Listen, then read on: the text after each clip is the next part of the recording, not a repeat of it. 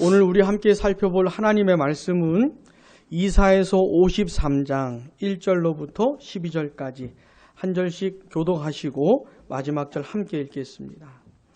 우리가 전한 것을 누가 믿었느냐? 여호와의 팔이 누구에게 나타났느냐? 그는 주 앞에서 자라나기를 연한 순 같고 마른 땅에서 나온 뿌리 같아서 고운 모양도 없고 풍채도 없은즉 우리가 보기에 흠모할 만한 아름다운 것이 없도다. 그는 멸시를 받아 사람들에게 버림받았으며 간고를 많이 겪었으며 질고를 아는 자라. 마치 사람들이 그에게서 얼굴을 가리는 것 같이 멸시를 당하였고 우리도 그를 귀히 여기지 아니하였도다. 그는 실로 우리의 질고를 지고 우리의 슬픔을 당하였거늘 우리는 생각하기를 그는 징벌을 받아 하나님께 맞으며 고난을 당한다 하였노라. 그가 찔림은 우리의 허물 때문이요 그가 상함은 우리의 죄악 때문이라. 그가 징계를 받음으로 우리는 평화를 누리고 그가 채찍에 맞음으로 우리는 나음을 받았도다. 우리는 다 양 같아서 그릇 행하여 각기 제 길로 갔거늘 여호와께서는 우리 모두의 죄악을 그에게 담당시키셨도다. 그가 곤욕을 당하여 괴로울 때에도 그의 입을 열지 아니하였으며 마치 도수장으로 끌려가는 어린 양과 털 깎는 자 앞에서 잠잠한 양같이 그의 입을 열지 아니하였도다. 그는 곤욕과 신문을 당하고 끌려갔으나 그 세대 중에 누가 생각하기를 그가 살아있는 자들의 땅에서 끊어짐은 마땅히 형벌받을 내 백성의 허물 때문이라 하였으리요. 그는 강포를 행하지 아니하였고 그의 입에 거짓이 없었으나 그의 무덤이 악인들과 함께 있었으며 그가 죽은 후에 부자와 함께 있었도다. 여호와께서 그에게 상함을 받게 하시기를 원하사 질고를 당하게 하셨은즉 그의 영혼을 속건 제물로 드리기에 이르면 그가 씨를 보게 되며 그의 날은 길 것이요 또 그의 손으로 여호와께서 기뻐하시는 뜻을 성취하리로다. 그가 자기 영혼에 수고한 것을 보고 만족하게 여길 것이라. 나의 의로운 종이 자기 지식으로 많은 사람을 의롭게 하며 또 그들의 죄악을 친히 담당하리로다. 그러므로 내가 그에게 존귀한 자와 함께 몫을 받게 하며 강한 자와 함께 탈취한 것을 나누게 하리니 자기 영혼을 버려 사망에 이르게 하며 범죄자 중 하나로 헤아림을 받았음이니라. 그러나 그가 많은 사람의 죄를 담당하며 범죄자를 위하여 기도하였느니라. 아멘. 10월의 첫 번째 주일을 허락해 주신 하나님께 감사를 드립니다. 그리고 오늘 이렇게 함께 예배하게 하신 하나님께 감사를 드리고요. 우리가 드리는 예배 가운데 하나님께서 은혜를 베풀어 주시기를 바랍니다. 여러분, 우리가 교회 생활하면서 많이 사용하는 말들 중에 하나가 바로 이 복음이라는 말입니다. 복음이라는 말. 예를 들어서 복음 중심적이어야 한다. 복음을 전해야 한다. 또 복음을 놓치면 안 된다. 이런 식으로. 또 어떤 목회자는 이 강단에서 복음이라는 말을 되게 많이 쓰기도 해요. 근데 정작 복음이 뭔지는 그 내용은 잘 얘기는 해주지 않고 어쨌든 복음 하는 그런 목회자들도 사실 있습니다. 복음이 무슨 뜻이죠? 좋은 소식 이런 뜻입니다. 그렇다고 우리에게 좋은 소식이 다 복음은 아니에요. 예를 들어서 우리 공부하는 자녀들에게는 성적 오르는 비결, 우리 취준생들에게는 좋은 직장 찾는 법 이런 거, 그죠? 우리 이제 결혼을 해야 하는 사람들에게는 결혼 잘하는 법, 다 좋은 얘기들이지만은 그런 걸 복음이라고 하지는 않습니다. 자, 가난한 사람들에게는 돈, 그죠? 병든 사람들에게는 건강, 그리고 그러니까 그런 게 다 좋은 얘기들이기는 하지만 그런 걸 복음이라고 하지는 않습니다. 성경이 말하는 복음은 다른 거예요. 그러니까 아무 곳에나 복음이라는 말을 붙이시면 안 되는 겁니다. 복음은요, 아주 독특합니다. 아주 독보적인 것이에요. 아주 특별한 겁니다. 성경이 말하는 복음은 그 복음만의 내용을 가지고 있어요. 오늘 이 시간에는 우리가 함께 읽은 이 본문을 통해서 복음이 뭔지, 성경이 말하는 그 복음이 뭔지를 생각해 보려고 하는 겁니다. 자, 먼저 로마서 1장을 한번 펴보세요. 로마서 1장에 이 복음이 뭔지 아주 분명하게 말을 해줍니다. 신약성경 238쪽쯤을 보시면은 로마서 1장 1절부터 신약성경 238쪽 자 1절부터 한번 보시면요. 예수 그리스도의 종 바울은 사도로 부르심을 받아 하나님의 복음을 위하여 택정함을 입었으니 그 다음 2절 보시면 이 복음은 그러고 있습니다. 그래서 복음이 뭔지 말해주는 거예요. 2절 같이 읽어보겠습니다. 이 복음은 하나님이 선지자들을 통하여 그의 아들에 관하여 성경에 미리 약속하신 것이라. 아멘. 이게 복음입니다. 복음이 뭡니까? 보니까 하나님이 선지자들을 통하여 하나님의 아들에 관해서 성경에 미리 약속하신 것, 이게 복음입니다. 여러분 구약 성경을 읽어보시면 하나님께서 이 구약 선지자들을 통해서 장차 오실 하나님의 아들 메시아 그리스도에 대해서 미리 말씀하신 게 있어요. 약속하신 게 있습니다. 구약 성경을 보시면 그 내용이 복음이라는 것이에요. 또 3절 보시면 계속 그 아들에 관해서 말해줍니다. 그의 아들에 관하여 말하면 육신으로는 다윗의 혈통에서 나셨고 성결의 영으로는 죽은 자들 가운데서 부활하사 능력으로 하나님의 아들로 선포되셨으니 곧 같이요 시작. 우리 주 예수 그리스도시니라. 아멘. 복음이 뭡니까? 그러니까 예수님에 대한 내용이라는 겁니다. 복음이 뭐예요? 예수님에 대한 가는 것. 그러니까 예수님 빼면 복음은 없습니다. 그냥 돈 많이 버는 법, 성공하는 법, 잘 사는 법, 행복하게 사는 법. 그러니까 예수님 빼면 그런 건 복음이 아닌 것이에요. 다 좋은 얘기들이지만 성경이 말하는 복음은 아닌 겁니다. 자, 복음이 뭐예요? 예수님에 대한 얘기입니다. 예수님에 대한 얘기. 근데 보니까 구약 성경에 미리 이미 선지자들이 장차 오실 예수님에 대해서 말한 게 있다 이 말입니다. 그게 복음이라는 것이에요. 자, 또 누가복음 1장 한번 봐보세요. 누가복음 1장. 우리 예수님께서 이 세상에 태어나셨을 때 이야기입니다. 누가복음 1장 8절 보시면 예수님께서 이 세상에 태어나셨는데 많은 사람들은 잘 몰랐어요. 근데 그 소식을 듣게 된 사람들이 있었는데 그 중에 한 부류가 목자들입니다. 목자들. 자, 누가복음 1장 8절부터 보시면 그 지역의 목자들이 밤에 밖에서 자기 양떼를 지키더니 주의 사자가 곁에 서고 주의 영광이 그들을 두루 비추매 크게 무서워하는지라. 천사가 이르되 같이요 시작. 무서워하지 말라. 보라 내가 온 백성에게 미칠 어떻게 해요? 큰 기쁨의 좋은 소식을 너희에게 전하노라. 그러니까 예수님 태어나셨어요. 그 예수님 태어나신 얘기를 하고 태어나신 것에 대해서도 말을 하면서 그 태어나신 그 소식이 뭐라고요?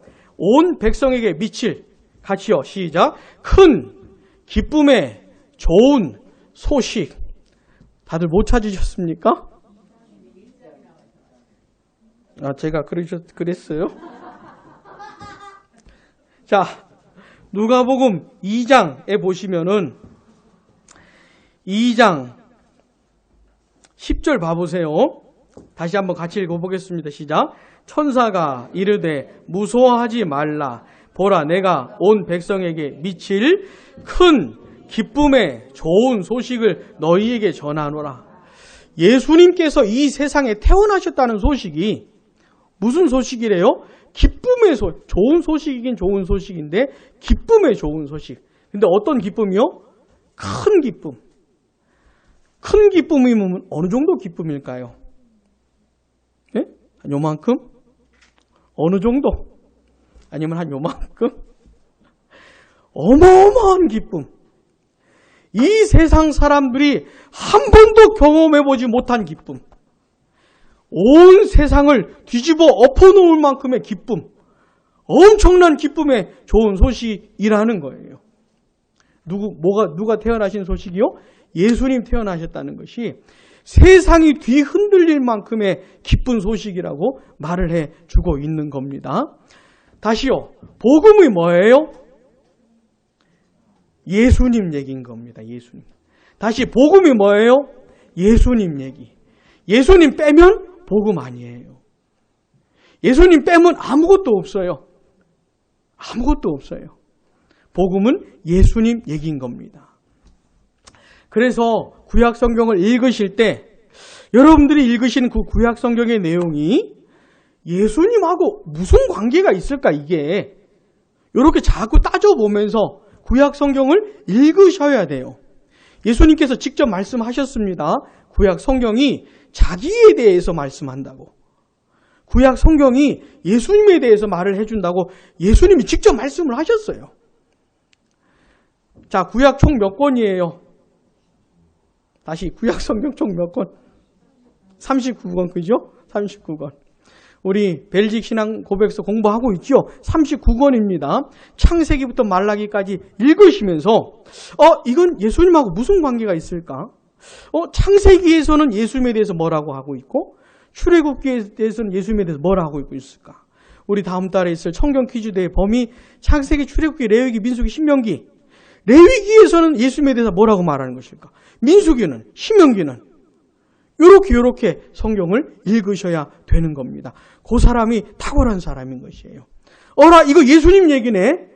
라고 창세기에서 끄집어내는 사람 있잖아요. 요게 창세기를 잘 읽는 사람인 것이에요. 근데 오늘 우리가 함께 읽은 이사야서 53장이 그 대표적인 본문인 겁니다. 이사야 선지자는 예수님이 태어나시기 전 약 700년 전에 활동했던 사람이에요. 이사야 선지자가 활동하고 나서 약 700년 후에 예수님이 태어난 겁니다. 근데 이사야 선지자가 그 700년 후에 태어날 예수님에 대해서 마치 그분을 본 것처럼 태어나서 예수님이 사시고 우리 위해 고난당하신 것을 마치 본 사람처럼 그렇게 말씀을 하고 있는 것이에요. 그래서 장차 오실 예수님에 대해서 대표적으로 말해주는 본문이 이사야서 53장인 겁니다. 이사야서 53장에 뭐가 들어있겠어요? 복음이 들어있는 겁니다. 복음. 오늘은 이사야서 53장을 통해서 복음의 내용이 뭔지 이거 좀 생각해 보려고 하는 겁니다. 자, 그러면 이 본문에서는 예수님에 대해서 무슨 얘기를 해줄까요? 무슨 얘기를? 어째 별로 좋은 얘기가 아닌 것 같아요. 예수님이 이 세상에 태어나셨는데 사람으로 오셨는데 참 초라하고 볼품없고 과연 저 사람이 구원자일까? 아니 세상을 구원하실 사람이라면 좀 능력도 있고 권세도 있고 뭐 어마무지하고 막 이래야 될 거 아닙니까? 근데 예수님은 참 초라해요. 아니, 나보다 더 불쌍해 보이는. 예? 아니 어떻게 저렇게 볼품없는 사람이 구원자가 될 수 있을까 싶을 정도의 모습을 얘기해 줍니다. 그리고 53장에서 말해주는 내용은 맨 채찍질당하고 징계받고 고난당하고 고초당하고 막 멸시당하고 맨 그런 얘기예요. 자, 본문 2절 이사야서 53장 2절 한번 같이 읽어보겠습니다. 그는 주 앞에서 자라나기를 연한 순 같고 마른 땅에서 나온 뿌리 같아서 고운 모양도 없고 풍채도 없은즉 우리가 보기에 흠모할 만한 아름다운 것이 없도다. 누구 얘기라고요? 예수님 얘기예요. 연한 순 같다는 거예요.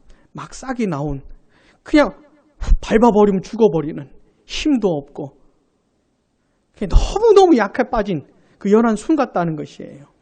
그리고 마른 땅에서 나온 뿌리 같은 뭐 어떻게 해서든지 살아남기 위해서 막 그 거친 막 그런 막 고운 모양도 없고 풍채도 없고 흠모할 만한 것이 아무것도 없는, 요거는 나중에 이 세상에 사람으로 태어나실 그 예수님 얘기를 해주고 있는 겁니다. 예수님의 성육신 하시는 그 모습. 예수님은 하나님의 아들이십니다. 하나님과 동등하신 분이셔요. 하나님이십니다. 예수님이. 하나님과 동등하신 영광을 가지신 분이세요. 근데 그 영광스러우신 하나님이신 예수님이 이 세상에 우리와 똑같은 사람으로 태어나셨다는 거예요. 사람의 모습으로 오신 겁니다. 이건 우리 예수님이 굉장히 낮아지신 거예요. 너무너무 낮아진 겁니다. 그분은 하나님이셔요. 너무너무 높으신 분이세요. 근데 우리와 똑같은 사람으로 아주 비참한 인생으로 태어나신 것이에요. 게다가 예수님이 태어나실 때는 목수의 아들로 태어나셨기 때문에 굉장히 가난하게 사셨습니다. 예수님은 아주 초라하게 사셨어요. 그러니까 그 예수님 보면 누가 진짜 저런 사람이 구원자일까? 이게 상상도 할 수 없는 그런 모습으로 태어나셔가지고 사신 겁니다. 그 얘기 지금 하고 있는 것이에요. 자, 우리 예수님은 이 세상에 짠 하고 어떻게 등장하셨습니까? 막 뒤에 막 아우라 막 펼쳐지고, 한눈에 봐도 막 구세주인 것 같고, 막 진짜 구원자인 것 같고, 세상을 구원할 만한 뭔가 있을 것 같고, 그런 분이 절대로 아닌 겁니다. 절대로. 그냥 너무 초라해가지고 그냥 다 무시하고 지나갈 만한, 뭐 쳐다보지도 않는, 있으나 마나한 막 그런 모습으로 예수님 태어나시고 그렇게 사셨다는 것이에요. 기억하셔요? 우리 예수님 이런 모습으로, 아주 보잘것없고 초라한 모습으로. 그 다음 해주는 얘기는 더 심각해요. 자, 3절 보세요. 그는, 이 예수님 얘기입니다. 멸시를 받아 사람들에게 버림받았으며, 막 우리 같으면 견딜 수 없지요. 누가 나 무시해? 견딜 수 없지요. 누가 날 버리는 것 같으면 참을 수 없잖아요. 3절. 그는 멸시를 받아 사람들에게 버림받았으며 간고를 많이 겪었으며, 이 간고라고 하는 건 슬픔, 괴로운, 탄식 이런 겁니다. 그 다음에 질고를 아는 자라. 이 질고라고 하는 건 병을 말하는 것이에요. 질병을 말하는 것이에요. 질고를 아는 자라. 그 다음 같이요. 마치 사람들이 그에게서 얼굴을 가리는 것 같이 멸시를 당하였고 우리도 그를 귀히 여기지 아니하였도다. 누구 얘기입니까? 예수님 얘기. 자, 4절. 그는 실로 우리의 질고를 지고 우리의 슬픔을 당하였거늘 우리는 생각하기를 같이요. 그는 징벌을 받아 하나님께 맞으며 고난을 당한다 하였노라. 5절. 그가 찔림은 우리의 허물 때문이요. 그가 상함은 우리의 죄악 때문이라. 그가 징계를 받음으로 우리가 평화를 누리고 그가 채찍에 맞음으로 우리는 나음을 받았도다. 여기서 상함이라고 하는 거 아니고 그냥 짓이겨버리는 걸 말하는 것이에요. 아주 짓이겨버리는 거.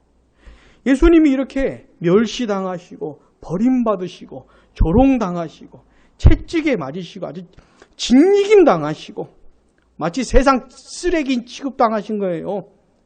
세상에서 가장 그 나쁜 그 대우를 예수님이 받으신 것이에요. 근데 이런 대우는 아주 부당한 겁니다. 본문 8절 앞부분도 한번 보세요. 그는 곤욕과 신문을 당하고 끌려갔으나, 예수님이 이런 일을 당한 거예요. 근데 이건 아주 불합리한 겁니다. 9절 같이요. 시작. 그는 강포를 행하지 아니하였고 그의 입에 거짓이 없었으나 그의 무덤이 악인들과 함께 있었으며 그가 죽은 후에 부자와 함께 있었도다. 아멘. 예수님은 그런 대우를 받을 만한 일을 한 적이 없다 이 말입니다.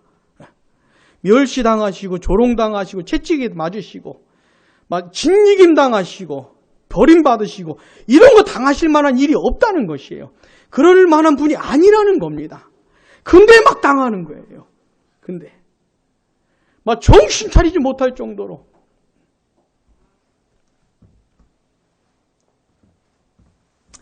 근데 그 부당한 대우를 예수님은 묵묵히 다 받아내시요. 다. 본문 7절 보세요. 그가 곤욕을 당하여 괴로울 때에도 그 다음 같이요. 그의 입을 열지 아니하였으며. 아멘. 힘들다. 내가 왜 이런 일을 당해야 돼? 막 힘들어 죽겠다. 누가 나 좀 도와주면 좋겠다. 뭐 이런 게 아니라는 것이에요. 그 무지막지한 대우를, 너무너무 힘겨운 힘든 그 고통을 그냥 말없이 다 받아냈다는 겁니다. 그 고통을 100%로 잡으면 그 100%를 다 받았다는 것이에요. 말없이. 그 다음 같이요. 마치 도수장으로 끌려가는 어린 양과 털 깎는 자 앞에서 잠잠한 양같이 그의 입을 열지 아니하였도다. 예수님의 입을 아무리 쳐다봐도 불평하고 원망하고 이런 얘기가 한마디도 안 들리는 것이에요. 다 감내해내시는 예수님의 모습을 이사야 선지자가 약 700년 전에 미리 얘기를 하고 있는 겁니다. 자, 이게 실제로 어떻게 이루어지죠? 예수님이 이 세상에 태어나시더니 참 초라하게 사시다가 이제 공생에 시작하시는데 예수님이 그렇게 사람들 먹여 살리시고 하나님 나라 복음 전해주시고 귀신 들린 사람 회복시켜 주시고 예수님 온갖 기적들 다 행하시면서 선한 일들을 많이 행하셨는데 막 그 사람들이 예수님의 말씀을 들었던 사람들이에요. 예수님의 사랑을 받았던 딴 사람들이 아니고 예수님의 사랑을 받았던 사람들이 막 예수님이 자기들 마음처럼 움직이지 않는 것 같으니까는 다 돌변해가지고 십자가에 못 박아 죽이라고 막 윽박지르면서 그 예수님 손가락질하고 저주하고 막 그랬던 겁니다. 실제로 예수님께서 고난당하시고 고초당하시고 채찍질 맞으시고 가시면류관 쓰시고 그 복음서를 읽어보시면 그런 얘기들이 많이 나오지 않습니까? 실제로 그런 일들을 다 당한 것인데 근데 선지자가 해주는 얘기는 뭐냐면 그런 대우를 받을 만한 분이 아니라는 겁니다. 그분은 죄 없는 사람으로 태어나신 데다가 죄를 지은 적도 한 번도 없어요. 나쁜 짓을 한 적이 한 번도 없어요. 그런 일을 받을 만한 분이 아닌 겁니다. 근데 그 부당한 대우를 다 감내해내셨어요. 예수님이 십자가에서 죽으시면서 하셨던 말씀 중에 하나가 뭐냐면 따라해 보겠습니다. 다 이루었다. 그 다 이루었다라고 하는 말씀 속에서는 뭐가 들어가 있는 거냐면 그 고난과 고통을 다 받으셨다는 거예요. 그 고난과 고통을 다 받으셨다는 것이에요. 여러분 예수님께서 십자가에 약 몇 시경에 못 박히셨습니까? 아침 9시경에 못 박히셨어요. 그리고 오후 몇 시경에 돌아가셨을까요? 그럼 십자가에 몇 시간 달려 계신 거예요? 6시간 달려 계셨던 거예요. 매달려 6시간 정도. 6시간 만에 죽으신 거예요. 그 십자가는요, 보통 어떤 사람들은 며칠씩이나 갑니다. 체력이 튼튼한 사람들 있지 않습니까? 이런 사람들 며칠씩이나 가는 거예요. 근데 예수님은 몸 상태가 얼마나 안 좋았으면 6시간 만에 죽은 겁니다. 6시간 만에. 그러니까 극도의 고통을 받으시는 거예요. 예수님께서 십자가에 못 박히셨을 때 12시가 되었을 때요. 9시에 못 박히셔가지고 3시간이 지났어요. 12시에 무슨 일이 벌어졌습니까? 세상이 캄캄해졌어요. 십자가에 매달린 예수님의 얼굴을 볼 수 없을 정도로 캄캄해진 겁니다. 그리고 이 오후 3시간 동안, 이 3시간 동안 어둠이 있었는데 이 3시간의 어둠이 무슨 시간이라 그랬습니까? 그 막바지 고통이 마지막으로 쏟아지는 그 마지막 고통을 감내해내시는 그 시간이 이 3시간이에요. 거기서 아주 끝장을 내버리는 겁니다. 마지막 진노의 그 한 방울까지 다 받으시는, 완전히 짓이겨버리시는, 완전히 끝을 내시는, 그게 이제 오후 3시예요. 3시간인 것이에요. 사랑하는 여러분, 이게 뭐라고요? 복음인 겁니다, 이게. 이게 복음이에요. 아니, 복음이면 좀 행복하고 기쁘고 즐겁고 듣기만 해도 막 얼굴에서 미소가 생겨나고 막 이런 게 복음이어야 되는데 성경이 말하는 복음은 그런 게 아니에요. 예수님 얘기는 예수님 얘기인데 뭐 하는 얘기가 뭐냐면 그렇게 비참하게 태어나셔가지고 그래 사시다가 멸시당하시고 조롱당하시고 채찍에 마시고 피 흘려 죽으시고 맨 그런 얘기입니다. 근데 왜 그런 것일까? 예수님은 죄도 지은 적이 없는 분이 왜 그런 것일까? 본문 4절 봐보세요. 그는 실로, 그 다음 같이요, 우리의 질고를 지고, 그 다음요, 우리의 슬픔을 당했다. 그러니까 예수님 자신의 질고와 슬픔이 아니고 우리의 슬픔, 우리의 질고라는 거예요. 자, 5절도 보세요. 그가 찔림은 뭐요? 우리의 허물 때문이고 그가 상함은 우리의 죄악 때문이라. 예수님 자신의 죄가 아니고 우리 죄 때문에, 우리 허물 때문에 그렇게 짐지김 당했다고 하는 것이에요. 그리고 본문 8절 중간쯤 보시면 끊어짐은 그 다음 같이요, 마땅히 형벌받을 내 백성의 허물 때문이라 하였으리요. 그러니까 예수님이 자기 죄 때문이 아니라는 것이에요. 그렇게 고통당하시고 고난당하시고 아주 초죽임 당하셨는데, 그렇게 비참하게 죽임을 당하셨는데 자기 때문이 아니라는 것이에요.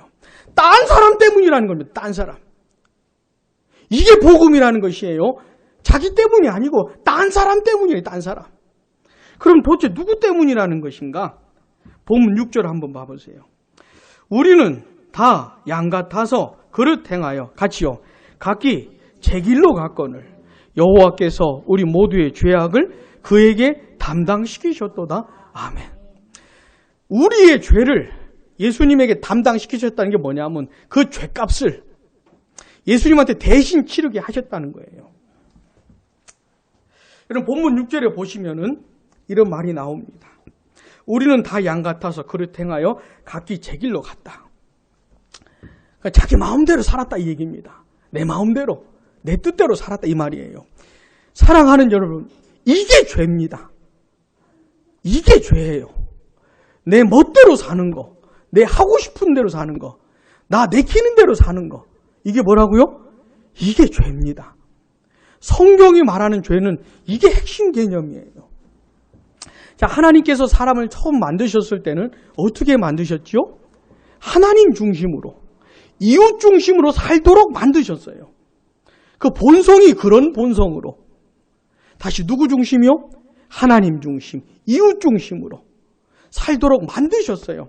또 그렇게 살 때 큰 기쁨을 맛볼 수 있는 존재로 만드셨어요. 얼마나 탁월한 존재입니까? 여러분, 이 세상 사람들 중에 누가 제일 잘 사는 사람인지 아십니까? 하나님 중심, 이웃 중심으로 사는 사람이 제일 잘 사는 사람이에요. 그게 하나님 뜻대로 사는 거거든요. 자, 처음엔 그렇게 만드셨어요. 그래 살 수 있었어요. 근데 죄를 짓더니 사람이 망가져 버렸습니다. 파괴되어 버렸어요. 타락하게 되었어요. 부패하게 되었어요. 이 본성이 아주 비참하게 망가진 겁니다. 그래서 이 본성이 바뀌어 버렸는데 어떻게 바뀌었냐면 자기 중심적인 본성으로 바뀐 겁니다.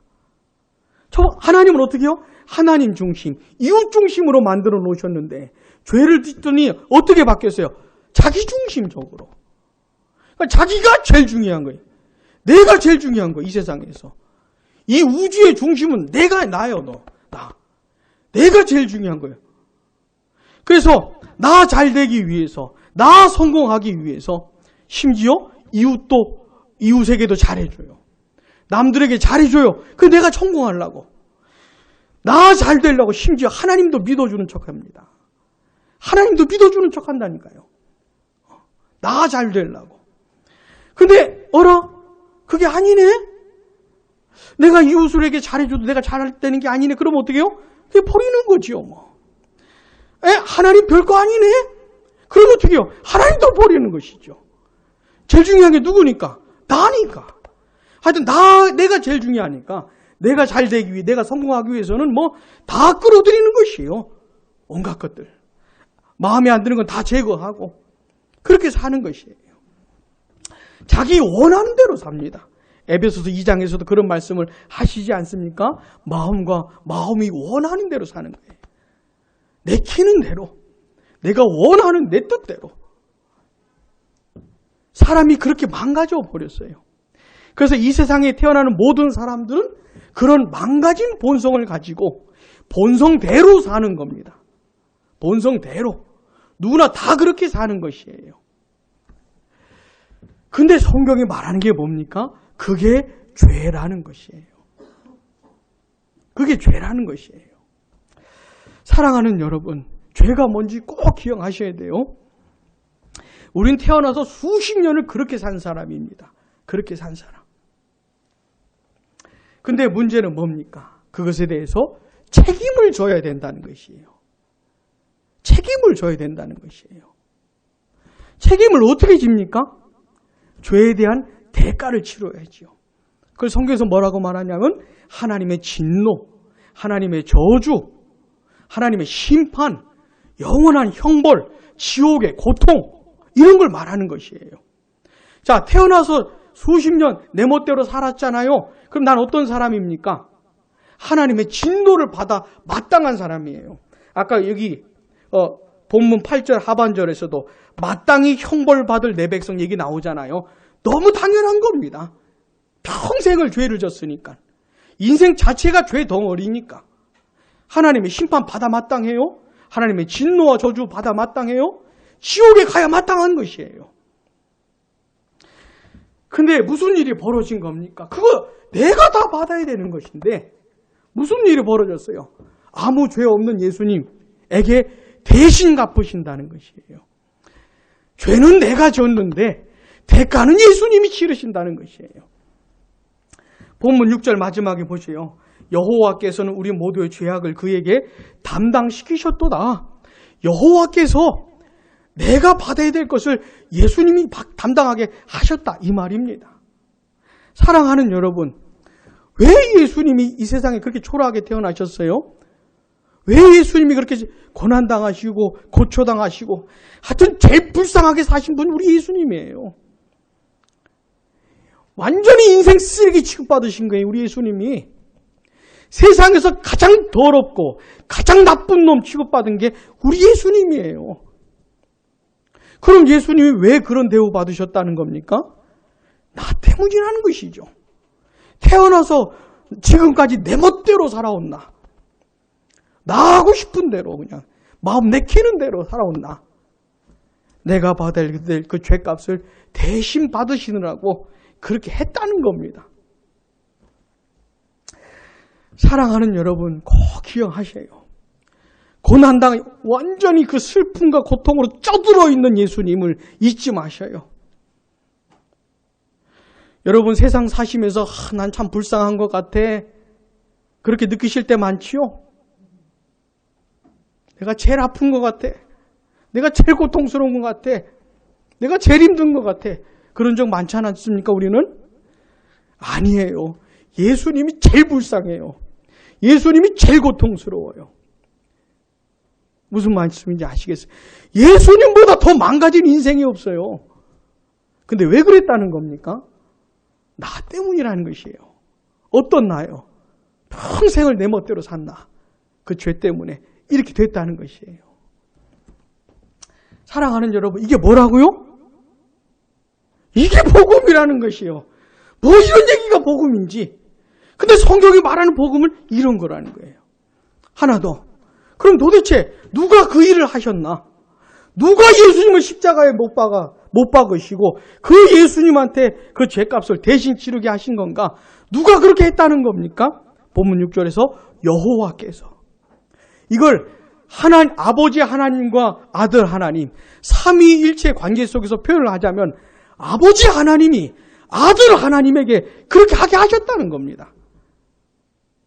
하나님 아버지가 예수님을 십자가에 못 박으시고 거기다가 다 퍼부으셨다는 것이에요. 누가요? 아버지가 아들을. 여러분 이런 노래 아십니까?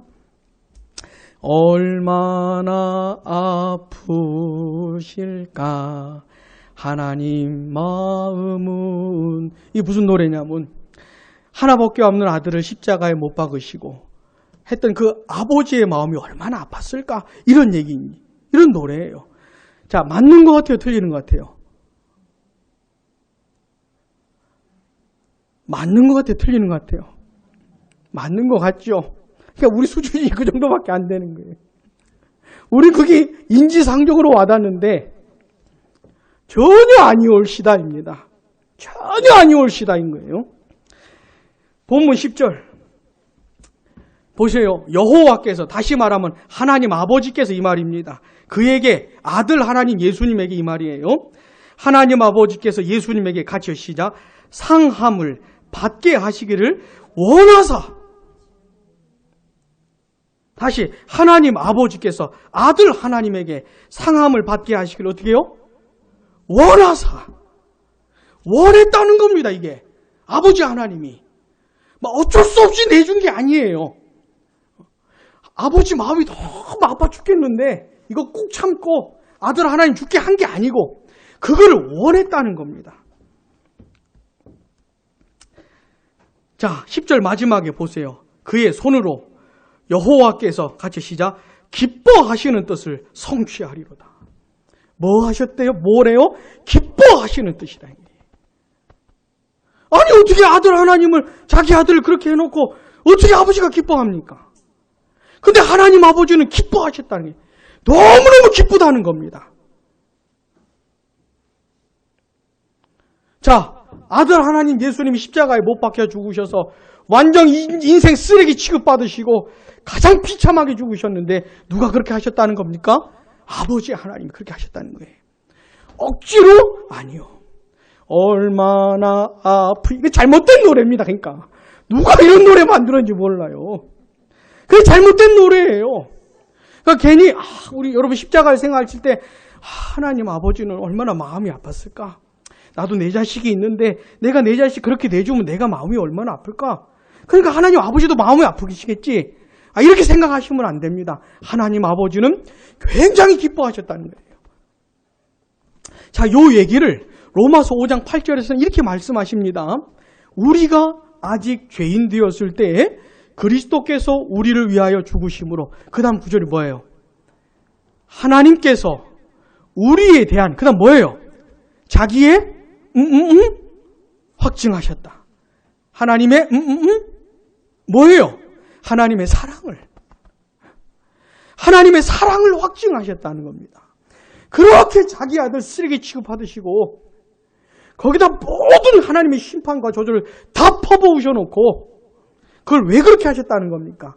하나님이 우리를 사랑하셔서. 우리가 어떤 사람이에요? 태어나서 지금까지 내 멋대로 산 사람들인데 그냥 나 하고 싶은 대로, 내 원하는 대로, 살고 싶은 대로. 본성이 글렀어요. 우리는 본성이 그래요. 그 본성 따라 평생 산 겁니다. 근데 하나님이 뭐요? 우리를 사랑하셔서 그렇게 했다는 겁니다. 하나님이 기뻐하셔서 사랑하셔서 그 말이에요. 이게 이해가 되십니까? 안 되죠. 어떻게 이해가 돼요, 이게? 그러니까 우리 수준이 아닌 것이에요. 도저히 하나님의 사랑을 감을 잡을 수가 없어요. 하나님 날 이만큼 사랑하시는구나. 이러면 좋을 텐데 그런 게 아니고 어떻게 표현을 할 수가 없어요. 어떻게? 끝을 잡을 수가 없어요. 잴 수가 없어요. 이런 게 뭐라고요? 복음이라는 겁니다. 복음.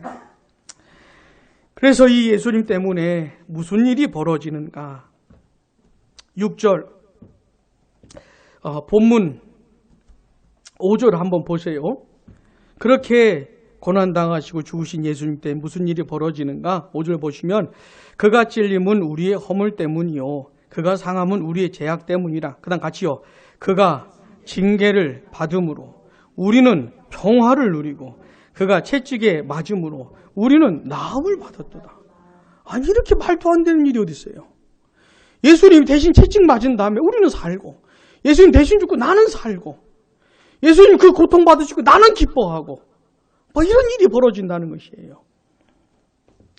게다가 본문 11절 봐보세요. 본문 11절 마지막 부분 보시면 자기 지식으로 그 다음 같이요. 많은 사람을 의롭게 하며 또 그들의 죄악을 친히 담당하리로다. 12절 마지막에도 보시면 그러나 그가 많은 사람의 죄를 담당하며 범죄자를 위하여 기도하였느니라. 아멘.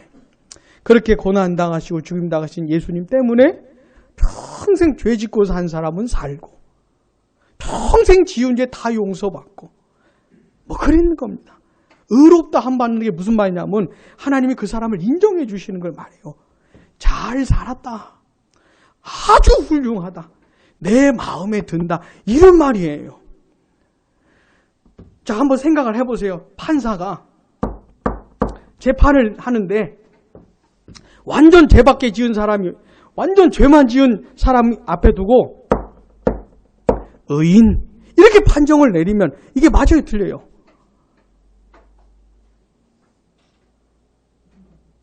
다시 죄밖에 지은 게 없어요, 이 사람이. 근데 그럼 뭐라고 선언을 해야 됩니까?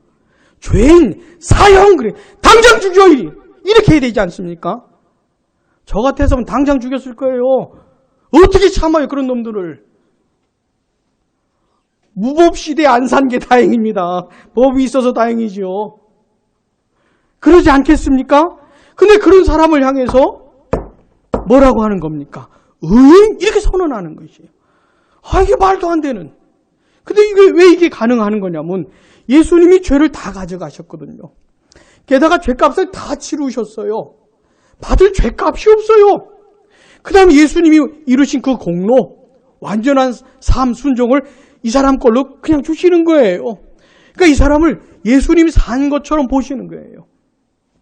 태어나서 지금까지 예수님처럼 완벽하게 산 사람으로 보시는 거예요. 그게 의롭다 한다는 얘기입니다.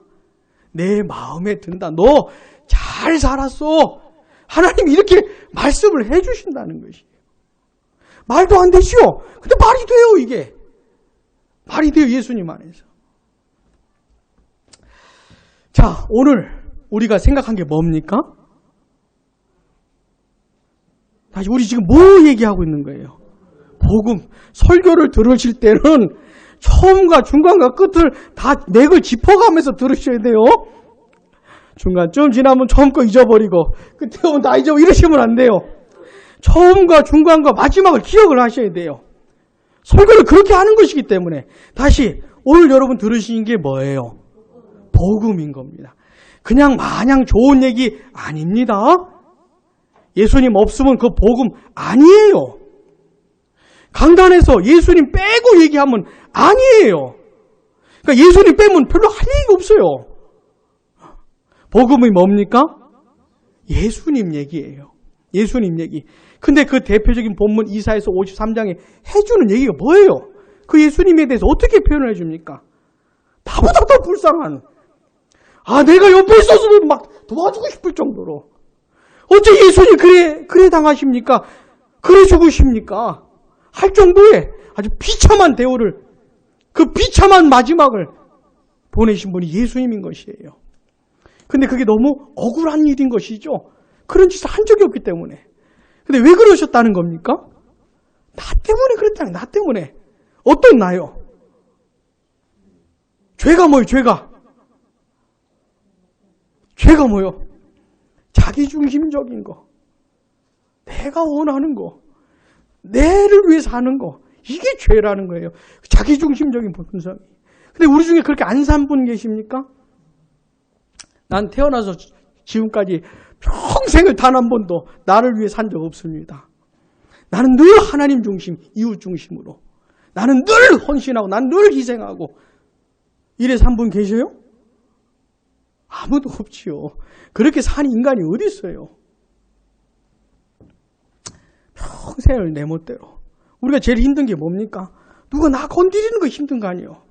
나 이거 하고 싶은데 못하게 할 때 막 못 견디죠, 뭐. 그런 게 우리 아닙니까? 그런 나 때문에, 우리 때문에 예수님이 그 고난 당하셨는데 누가 그 일을 하셨다는 거예요? 누가? 하나님? 아버지가. 막 어쩔 수 없이요? 막 덜덜 떨면서 하셨습니까? 아니요. 과감하게 하신 거예요. 기쁨으로, 사랑으로 하신 거예요. 우리 사랑하셔서. 도저히 이해 안 되는 일이 벌어진 것이죠. 그 예수님 덕분에 죄도 완전히 용서받고 의롭다함 받고 너 잘 살았어. 네? 완전히 껌한 사람한테 너 완전 하얘 이러는 겁니다. 그러니까 껌한 쟤밖에 없어요. 껌한 거 완전 검은색인데 까만색 발음도 안 되네. 검은색인데 너 완전 하얘 이렇게 말씀을 하시는 거예요. 이런 일들이 벌어지는 겁니다. 이게 뭐예요? 요게 복음입니다. 복음의 핵심이에요. 복음의 핵심. 자, 성경에서는 이 복음을 말해주는 겁니다. 복음을 말해줘요. 이 복음은 객관적인 내용입니다. 무슨 말이냐면 이 복음을 믿든지 안 믿든지 상관없이 이게 복음의 내용이에요. 그러면서 하나님은 이 복음을 들려주시는 겁니다. 사람들에게 복음을 듣게 해주세요. 누굴 통해서요? 저 같은 사람을 통해서 복음의 내용을 들려주시는 거예요. 그러면서 뭐라고 요구하시는 거냐면 회개하고 복음을 믿어라. 따라해 보겠습니다. 회개하고 복음을 믿어라. 회개하는 게 뭐예요? 돌이키는 걸 말하는 겁니다. 제가 대구에서 동서울로 차를 몰고 확 오는데 엄청 밟으면서 올라옵니다. 그러다 톨게이트 잘못 나가면 어떻게 해요? 다시 돌아와야죠. 잘못 가면 다시 돌아와야죠. 이게 회개입니다. 자, 이제까지 누구 중심적으로 살았어요? 나 중심적으로. 내 마음 내키는 대로 살았잖아요. 회개가 뭡니까? 더 이상 그렇게 안 살고 나는 이제 하나님 중심, 이웃 중심으로 살겠습니다. 이제까지 나 중심적으로 살아온 것을 아파하고 괴로워하면서 이제는 하나님 중심적으로, 이웃 중심적으로 살겠습니다. 이게 회개입니다. 그 다음 뭘 믿어요? 복음을 믿으라는 겁니다. 너는 평생을 그렇게 죄의 덩어리로 살았으니까 너 대신 죽으신, 죄값 치르신 예수님을 믿으라 이 말입니다. 예수님을 믿으면 그 모든 죄 용서받고 의롭다함을 받는다. 그 복음을 믿으라는 것이에요. 이렇게 요구하는 겁니다. 자, 하나님께서는 복음을 들려주시면서 뭐라고요? 회개하고 복음을 믿어라. 이렇게 말씀을 하시는 거예요. 자, 그러면 다 회개하고 복음을 믿게 되면 얼마나 좋습니까? 그잖아요? 아니, 이렇게 엄청난 얘기 해주시는데 이 예수님을 믿기만 하면 된다는 것인데 믿으라고 말을 해줘도 사람들은 둘로 나뉩니다. 어떻게 해요? 회개하고 복음을 믿는 사람들, 회개 안 하고 복음을 거부하는 사람들로 둘로 나눠지는 것이에요. 여러분, 예수님 십자가에 못 박혀 죽으실 때 두 죄인이 있었죠. 두 강도가. 근데 한 강도는 처음에는 둘 다 예수님을 막 욕했습니다.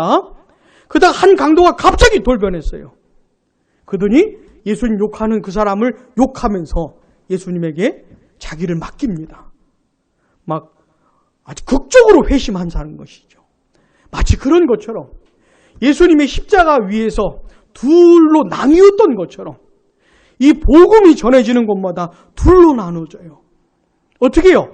회개하고 복음을 믿는 사람들, 회개 안 하고 복음을 거부하는 사람들로 나뉘는 겁니다. 다 믿으면 좋겠지만. 사랑하는 여러분, 이런 일들이 왜 생기는 걸까요? 왜? 왜 누구는 복음을 믿고 왜 누구는 복음을 안 믿는 걸까요? 왜? 왜 그럴까요?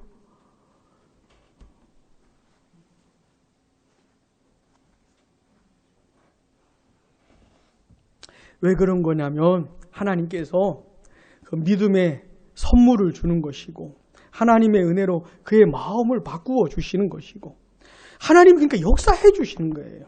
자, 평생 자기중심적으로 산 게 죄입니다. 이런 얘기 암만 해도 하나님께서 은혜로 역사하시지 않으시면 듣지도 않습니다. 마음 전혀 아프지 않아요. 전혀 괴롭지 않습니다.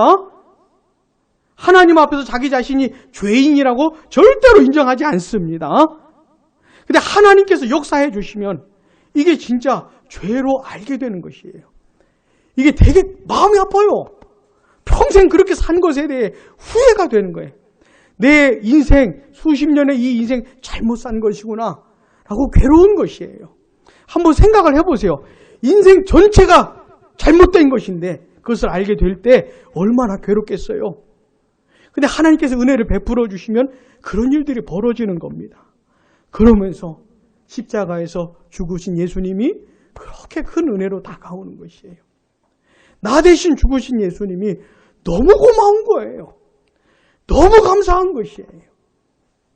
게다가 십자가에서 아들을 죽게 하신 그 하나님 아버지, 감당할 수 없는 그 사랑, 표현을 할 수 없으나 확실히 알게 된 그 하나님의 사랑 때문에 너무 감사한 것이죠. 막 그 하나님을 사랑하게 되고 막 이제 예수님을 위해 살고 싶고 막 그런 것이에요. 자, 이런 일들이 어떻게 벌어진다고요? 하나님께서 역사해 주셔야 되는 겁니다.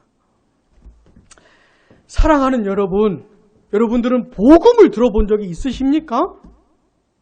오늘 아침에 들으셨는데 복음을 이제까지 신앙생활에 오면서 복음을 많이 들으셨어요? 앞으로 평생 들으셔야 됩니다. 굉장한 내용들이, 제가 오늘 말을 다 한 게 아닙니다. 굉장한 내용들이 있어요. 이거 다 들으셔야 됩니다. 들으시면서 어떤 일들이 벌어져야 돼요? 이 복음의 내용이 엄청난 사건을 와닿아야 돼요. 굉장히 충격을 받아야 됩니다. 그냥 늘 교회 다니고 늘 예수님 십자가 얘기 이래가지고 이건 아니에요. 이건 있잖아요. 사람을 완전히 뒤바꿔 놓을 만큼의 얘기입니다. 인생을 뒤바꿔 놓을 만큼의 얘기예요. 인생이 뒤흔들리는 얘기입니다. 자, 우리 양문의 교회는 앞으로 계속 복음을 전할 겁니다. 복음을. 근데 무슨 일이 벌어져야 돼요? 인생의 지진이 일어나는 일이 벌어져야 돼요. 수십 년 내가 얼마나 노력하고 살았는데, 내가 얼마나 애쓰고 살았는데 이게 그럼 다 잘못됐다는 거냐 이게? 아니 내가 수십 년 얼마나 성실하게 애쓰고 살았는데 이거 다 잘못됐다는 거냐? 복음은 뭐라고 하는 겁니까? 그래 잘못 살았어 이렇게 말하는 겁니다. 이게 충격으로 와닿는 것이에요. 내가 하나님의 심판과 진노와 저주밖에 받을 게 없다는 말이냐 그러면? 내가 진짜 지옥에 떨어져야 할 그런 죄인이라는 말이냐? 복음은 뭐라고 말하는 겁니까? 그래 너 그런 죄인이야 이렇게 말하는 겁니다. 이런 얘기가 직통으로 와닿는데 제대로 꽂히게 되면은 이걸 어떻게 견디겠습니까? 그런데 복음이 말해주는 게 뭐예요? 살 길이 있다는 겁니다. 살 길이 있다는 것이에요. 십자가에 대신 죽으신 예수님을 믿는 거. 얼마나 큰 감동으로 와닿겠습니까 이게? 얼마나 고맙겠습니까? 그 하나님의 사랑이 얼마나 놀랍겠어요. 그 하나님을 안 사랑하고 배길 수 있겠습니까? 예수님을 위해서 안 살 수도 있겠습니까? 이렇게 되어져야 하는 것이에요. 사랑하는 여러분, 오늘 우리는 복음의 핵심에 대해서 다루었고 그 복음이 복음답게 들릴 때 사람이 겪게 될, 경험할 수 있는 변화에 대해서 말씀을 드린 겁니다. 이런 내용들을 사모하세요. 저 같은 사람은요, 완전 생짜였습니다. 완전 생짜. 우리 무서운 우리 어머니 때문에 내가 억지로 교회 다녔지만은 내가 얼마나 원망했는지 몰라요. 제가 초등학교 3학년 때는 3개월 땡땡이 치고 교회 안 가고 우리 어머니 속여가면서 내가 일부 예배만 드리고 왔다고 맨날 3개월 사기치면서 그 다음에 걸려가지고 뭐 어쩔 수 없이 교회 다녔지만은 근데 이걸 알게 해주신 것이죠. 여러분 제가 목사처럼 보입니까? 대단한 변화가 일어난 거예요. 저 같은 놈이 저 같은 놈이라고 쓰는 표현이 너무 이렇게 너무 부드러운 표현이에요. 저 같은 놈이 무슨 목사를 해요? 예? 근데 이 얘기를 와닿게 해준 겁니다. 저는 굉장히 회의적인 사람이었어요. 인생을 살고 싶은 의지가 없었어요. 너 왜 종훈아? 너 왜 사니? 그거 할 말이 없었어요. 살아야 될 이유가 없었으니까. 살고 싶은 마음도 없고. 이렇게 조금 우울해지거나 하면은 괜히 좀 그런 생각하고 그랬던 사람입니다. 저는. 근데 복음을 알게 해주신 거예요. 제가 목사가 될 거라고 생각한 사람은 없을 겁니다. 반드시 이런 일이 벌어져야 됩니다. 복음이 와닿는 역사가. 이게 깨달아지는 역사가. 충격으로 오게 되는. 우리 양무리 교회를 위해서 그렇게 기도해 주세요. 그렇게. 같이 기도하겠습니다.